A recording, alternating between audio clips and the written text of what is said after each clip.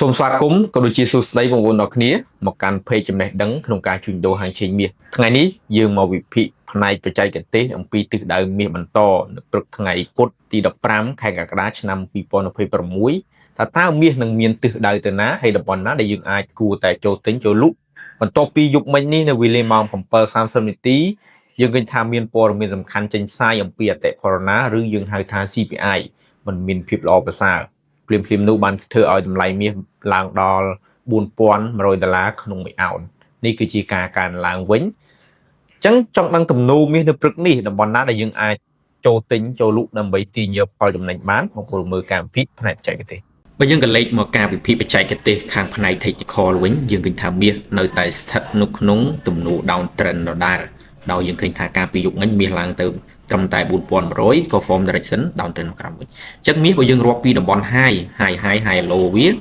ឃើញថាវាបានបង្កើតទៅជាតំបន់ high ចំនួន4ដងហើយវាឡើងអត់បែកនៅក្នុងតំបន់4,100ទេបាទអញ្ចឹងបើយើងតាមទំនោរមាសអំពី correction គឺវាស្ថិតនៅក្នុងទំនោរ down trend អញ្ចឹងអ្វីដែលយើង follow គឺយើង follow sell ដូចគ្នាដែរអញ្ចឹងអ្វីដែល follow sell នោះមាសយើងអាចលក់បានពីតម្លៃ4,060ពីតំបន់ trend line នេះវិញករណីបើសិនជាវាទីផ្សារបុកឡើងទៅវិញបាទដោយសារវានឹងបង្កើតជា market structure ដដែលក្នុងតំបន់ហ្នឹងបាទអញ្ចឹងគោលដៅមាសយើងនៅតែ follow sell ពីតំបន់ហ្នឹងបាទអញ្ចឹងគោលដៅមករក4,020និងគោលដៅចុងក្រោយមករក3,908នេះគឺជាគោលដៅ sell ចុងក្រោយបាទ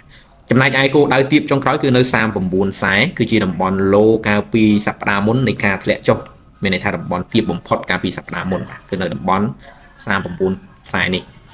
អញ្ចឹងទិសដៅមាសគឺយើង correction down trend អញ្ចឹងអ្វីដែលយើងមើលគឺយើងរកកន្លែងលក់ល្អជាងការទិញឡើងដូចគ្នាប៉ុន្តែកម្រិតអាចមករក4020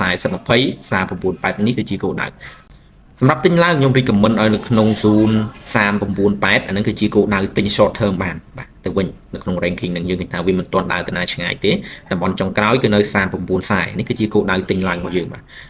ចំណែកឯតម្លៃបច្ចុប្បន្នយើងអាចធ្វើការ sell បានហើយដាក់ stop loss នៅខាងលើ40 60ហ្នឹងទៅគឺយើងអូខេហើយសម្រាប់ stop loss អញ្ចឹងការវិភាគបច្ចេកទេសគឺមានប៉ុណ្ណឹងហើយមានអី update ខ្ញុំ update នៅក្នុង team VIP Signal បន្ថែមជាចុងក្រោយសម្រាប់បងប្អូនដែលចង់បានការប្រឹក្សាអំពីការទិញលក់ហាងឆេងមាសក៏ដូចជាប្រឹក្សាតាក់ទងទៅលើមាសគីឡូនិងមាសហាងឆេងមាសកម្រិតហាងឆេងលើទូរស័ព្ទដៃពួកយើងក៏មានជា group Signal សម្រាប់ support ផងដែរបងប្អូនដែលចាប់អារម្មណ៍ចង់សិក្សាស្វែងយល់អាចធ្វើការទំនាក់ទំនងតាមរយៈ Telegram ខាងលើ